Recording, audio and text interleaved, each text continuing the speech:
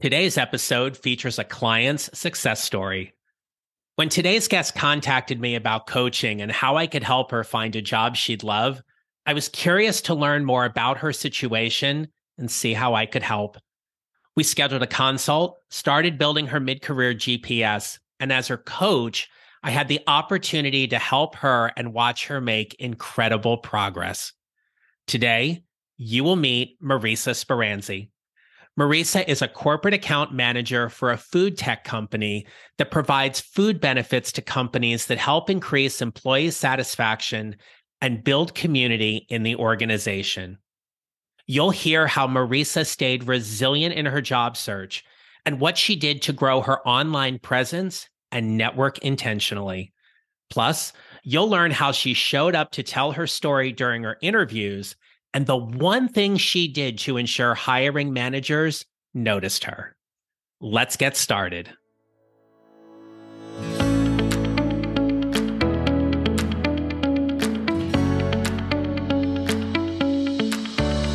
Hello, my friends. Welcome back. This is episode 154 of the Mid-Career GPS podcast. I'm your host, John Nerrill. I help mid-career professionals who feel stuck, undervalued, and underutilized show up to find a job they love or love the job they have by using my proven 4-step formula. If you've been listening to the podcast for a while, or this is your first time here, and you're wondering what's going wrong in your job search or what doesn't feel right, or maybe you're having trouble figuring out exactly what you want to do next, I can help you. And if you've ever wondered what career coaching is, or if career coaching is right for you, now's your chance. I've got some spots opening up, and I'm inviting you to schedule a complimentary coaching consult with me. All you have to do is email me at john@johnnerrill.com or message me on LinkedIn, and I'll share how you can get on my calendar. When you message me, tell me a little bit about yourself and what's going on with you in your situation. I look forward to serving as your coach and helping you build your mid-career GPS to whatever is next for you and your career. One thing you will quickly learn about my guest today is that Marisa Speranzi is a go-getter. Working with her as her coach, I admired and appreciated how she was willing to do whatever it took to find a new job, and how she wasn't about compromising her value and worth. Marisa began her career in higher education and pivoted to a role in property management, overseeing an annual book of business valued at $4 million. She's a people person. She leverages her emotional intelligence knowledge to build better customer relationships across organizations. But it's what she put at the end of her LinkedIn About section that really made people take notice. And you'll hear about that in this episode. It is my pleasure to share this client success story with you and introduce you to Marisa Speranzi. My name is Marisa Speranzi, and I'm a corporate account manager at a food tech company called ShareBite. I'm really looking forward to our conversation, but what I want our listeners to know right off the bat, how did we meet? We met, John, by me listening to a few of your podcasts, and I just couldn't get enough. And I said, you know what? I have to message this guy. I have to know more. He has something to offer. I remember when I got that message from you, and the podcast was still new. It was still kind of developing. And for a podcast host, when a listener reaches out like that, you warmed my heart. Like I was like, oh my gosh, this is getting out there and it's really doing these kind of things. But there was something in your career path. And on the podcast, we talk about a mid-career moment or that thing when things need to change. What was going on with you in your career at the time where you were like, I need some help and I need to reach out and try to figure what my next career move is? Sure. So I had made a pretty quick career change in early 2022. I However, the role didn't really seem like it was working out. I was only there for 3 weeks, but I was cold calling every day and I just felt dead inside. And I kind of knew I was more scared about staying than I was leaving. And that was kind of my gut that I needed to kind of take the jump and dive deeper into figuring out what was going to be the best fit for me. So that's kind of when this whole career transition started for me and this journey of understanding what was going to make me happy moving forward in my career and in my life as a whole. When you were contemplating leaving this job after 3 weeks, how certain were you that you were simply saying to yourself, yeah, this isn't the right fit, I need to go? I have always been the type of person that listened to my gut. And, to be honest with you, I was having physical symptoms. So more than ever, I was definitely listening to my gut. I didn't feel like the role was playing to my strengths. I really like showing up in an authentic way. And I felt robotic. It just wasn't for me. And I really needed to find a role where I felt like my skill set would be an asset to an organization. That's one of the things I've appreciated so much about you and getting to know you and work with you is that you are a very self-aware individual, both personally and professionally. You are very, very clear on what your values are, why they're important to you, where and how they are not going to be compromised. And so, what I want the listeners to know here, Marisa, is that it takes a lot of guts to start a job and go, yeah, this isn't right, I'm out. We have to sit with that for a moment because that's a powerful thing to just go, yeah, I'm out, and to go ahead and do that. And I applaud you for being so self-aware. I mean, obviously, we're not happy about all the other stuff physically that was happening, right? We never wanted to get to that point. But for you to be so self-aware to simply say, I need to choose me, I need to do what's right for me, and I'm willing to take this leap and see whatever else happens.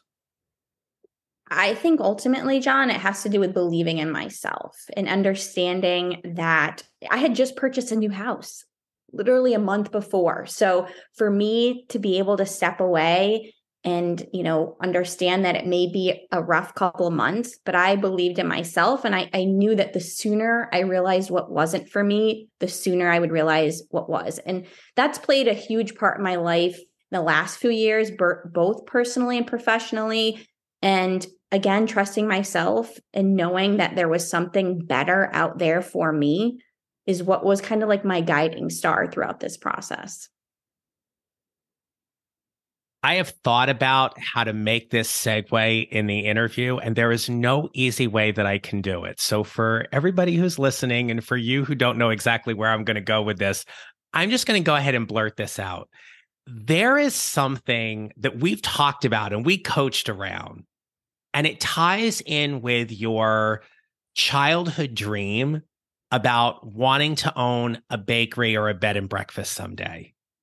And in part, you proudly admit that your chocolate chip cookie recipe will make people cry.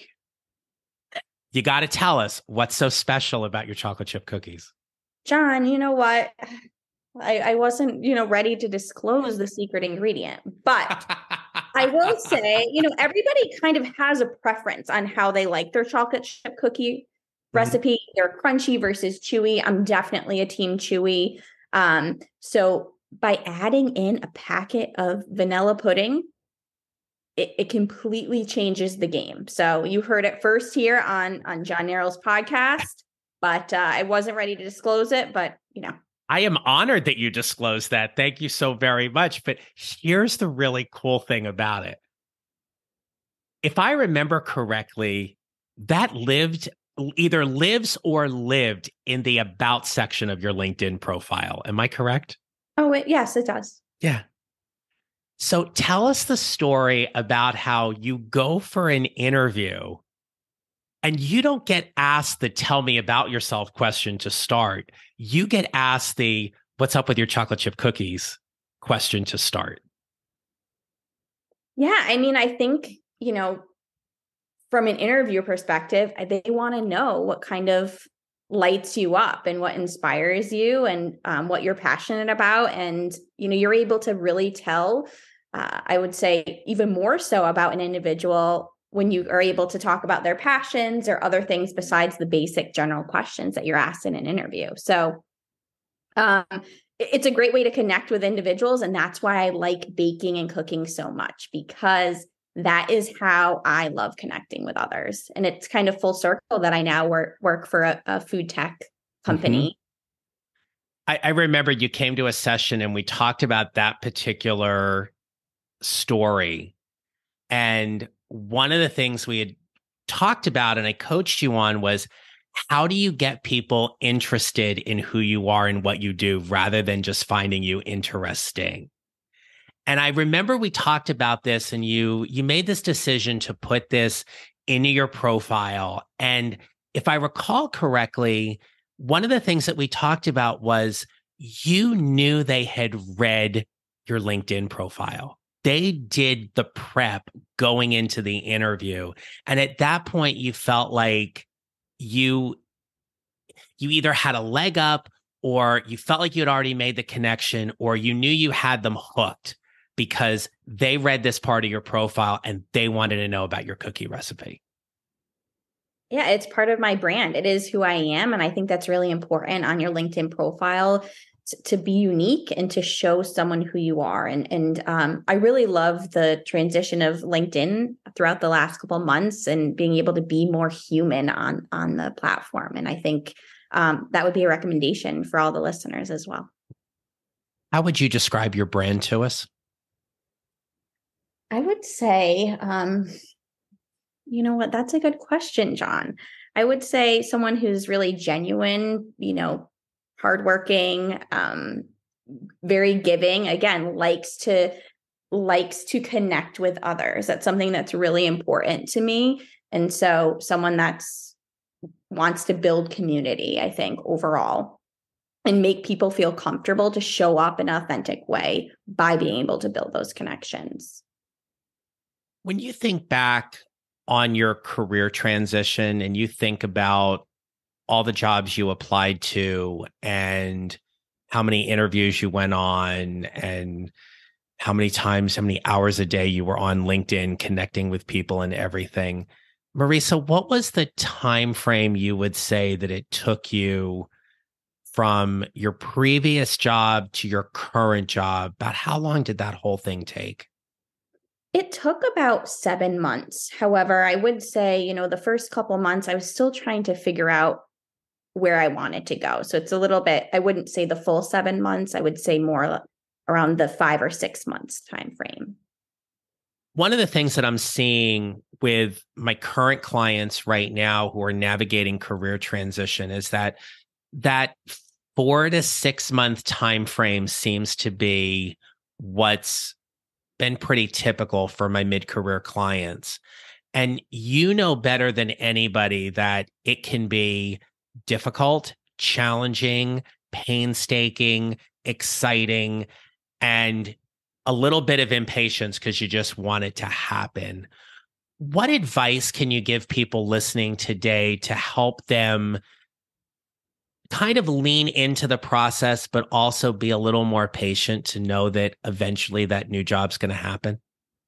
Yeah, I mean, I would definitely first say to just start. I feel like that's sometimes the hardest part. Things are going to be messy and perfect in the beginning. You might not fully know what you're looking for, but by taking that first initial step, you're going to be able to work with other individuals, gain more clarity and have a better understanding because really, again, clarity is another important aspect. If you have a why, you're going to be able to just kind of filter out all the other noise, which is sometimes very hard to do in a job search. You get pulled in all these different directions. And, I would say also have some sort of strategy, but make it like a lifestyle. So you're going to be able to go even further than you ever imagined because you're going to be enjoying the journey. And I think that's so, so important. Yes, there will be hard days, but enjoying the journey and enjoying the process and consistency will bring you even further than you originally hoped for. I appreciate that a lot. And I thank you for sharing that with us, because when you said about making it a lifestyle, it does become kind of this all consuming or mostly consuming kind of process when you are trying to find a new job, especially now more so than ever in what the current landscape and job situation climate is. Absolutely. And I also want to mention that a huge one is like failure is not the opposite of success. It's part of success. So if you're not failing, you're not growing. And I think that's something that we sometimes lose sight about in the job search. And, even though we may get a no, we still learn something and gain something from that experience.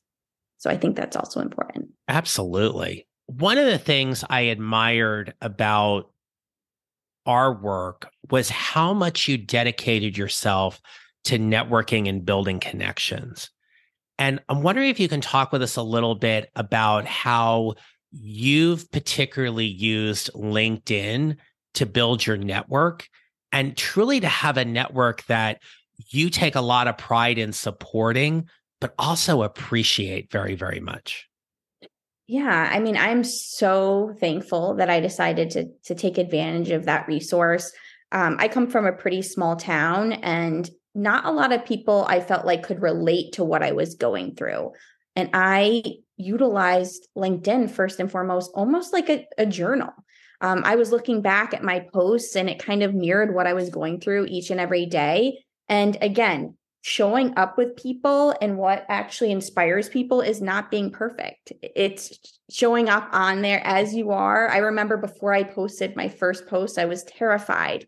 And then it just grew, and just kind of understanding like you don't have to be perfect to inspire other people. You just need to connect with others, be our authentic self. And, that's what people gravitate to. And I think that's what allowed me to build such a strong network on LinkedIn. What would you say is your favorite thing to post on LinkedIn?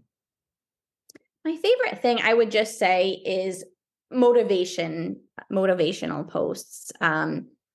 I think it's really important. I think my biggest in terms of engagement on LinkedIn was 5 minutes before I got on an interview. I had over 1,000 likes, which for me is a decent amount. And it was just about, believing in yourself and the importance of that for women.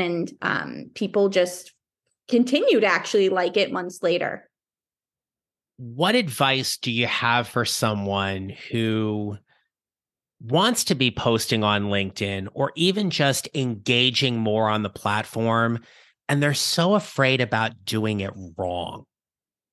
I know you said earlier about like just get started and everything, but for someone who's listening and they're like, oh, I don't know if I can be like her. I don't know if I can put that motivational thing out there. What advice would you give them to just help them get out of their own way a little bit and get started?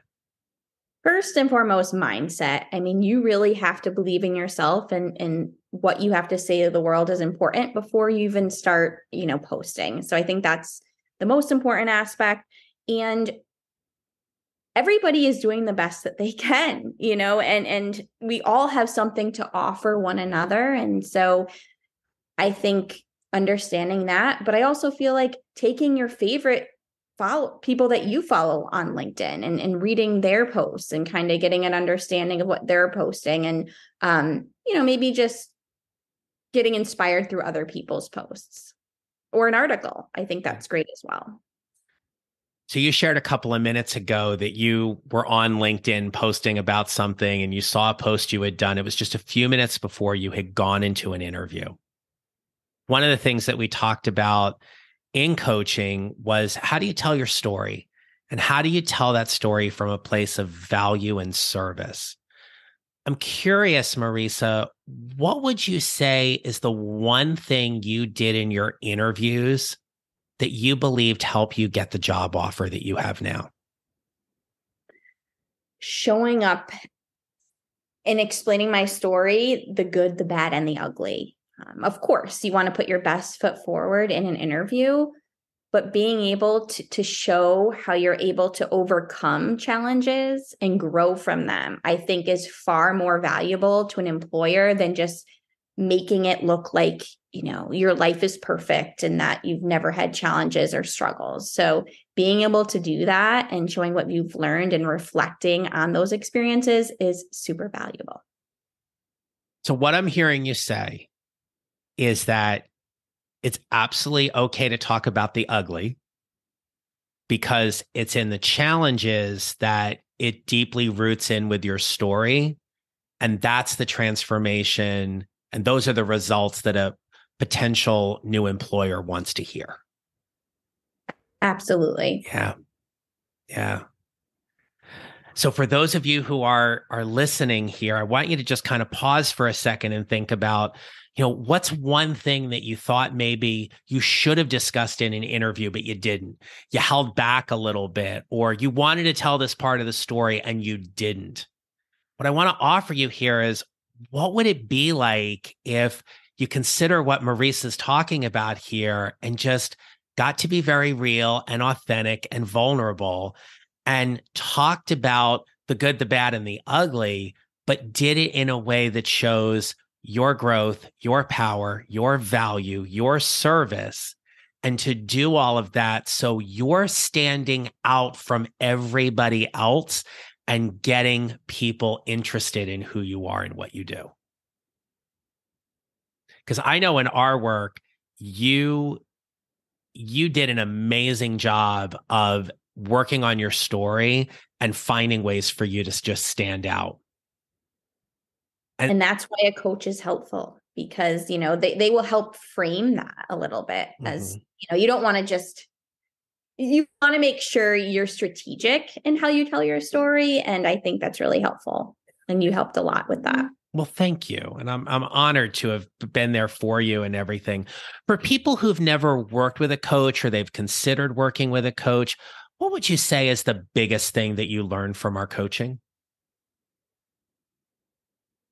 I think that you actually helped me realize that these interviews, I needed to humanize myself even more and not be as calculated in terms of answers and being able to show more of my authentic self versus just like a very pretty thought out response. You really helped me kind of take the edge off a little bit in that space, which I think is really, really important. And then also maybe some blind sides, that things that I didn't think about that I should, and being able to tell my story. I think I originally reached out to you because I really liked your episode on, the unique value proposition. And that was something that I just couldn't nail down. And we really worked through that together and it was extremely helpful. Good. Yeah. I remember all that work and you did really, really well with that. I'm so proud of you. I'm so happy for you for where you are.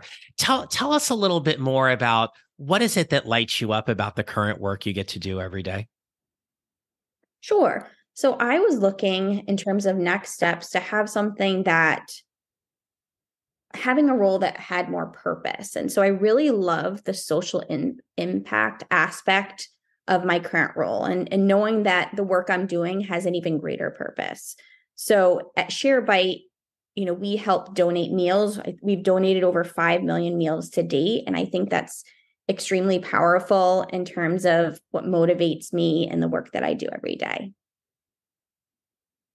I love that you are a very mission-driven professional and you were able to find an organization that truly hits both your personal and professional values that are important to you. And when we talk about the 4 Fs, we talk about fit, function, finance, and forward.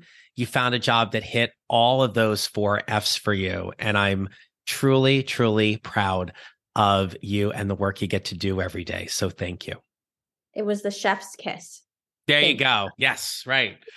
So Marisa, we're going to start wrapping up here. And as you know, this is the last question we always end with. So what advice would you give someone to help them build their mid-career GPS? So I would just say a couple things, John. First, I love to make sure people are lifting as they climb. I kind of touched on that previously.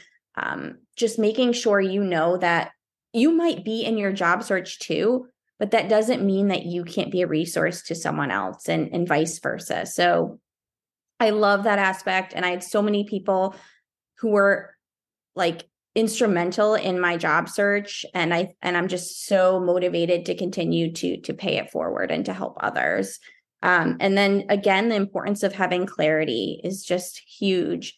There's so many different directions that you could be pulled in, and making sure you fully understand what you're looking for and what that looks like, and almost visualize it while you're working through your next steps.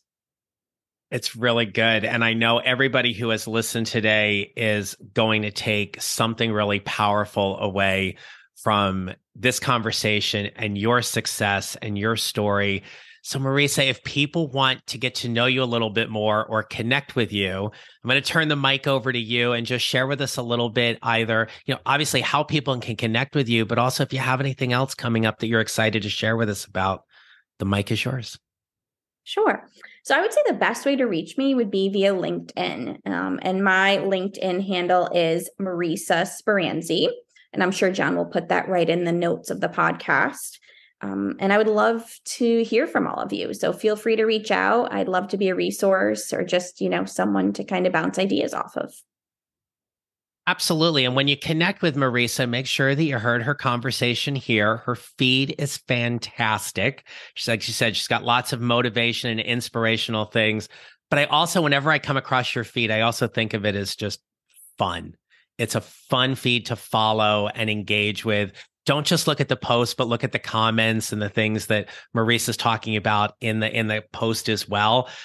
You're really, really good at LinkedIn. And I marvel at how you've been able to grow your network there and everything. So it has been an absolute pleasure. Thank you so very much for spending some time with us today on the Mid-Career GPS podcast.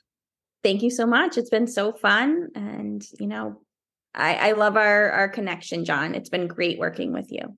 I am so honored I got to be your coach, and am a great connection for you, and vice versa as well. And I just absolutely look forward to whatever's next, Marisa. So keep up the great work. Thank you. All right, my friends, I hope you got inspired by today's conversation. And Marisa is an excellent example of how you need to be resilient and positive in your job search, but also being really clear about what you want, where you want to do it, and understanding. And I loved what she said earlier, which was just to be able to lift as you climb. And that is part of the journey. And so as you build your mid-career GPS 1 mile or 1 step at a time, we want you to remember how you show up matters. Make it a great rest of your day. Thank you for listening to the Mid-Career GPS podcast. Make sure to follow on your favorite listening platform. And if you have a moment, I'd love to hear your comments on Apple Podcasts. Visit johnnerrell.com for more information about how I can help you build your mid-career GPS, or how I can help you and your organization with your next workshop or public speaking event. Don't forget to connect with me on LinkedIn and follow me on social at John Nerrell Coaching. I look forward to being back with you next week. Until then, take care, and remember, how we show up matters.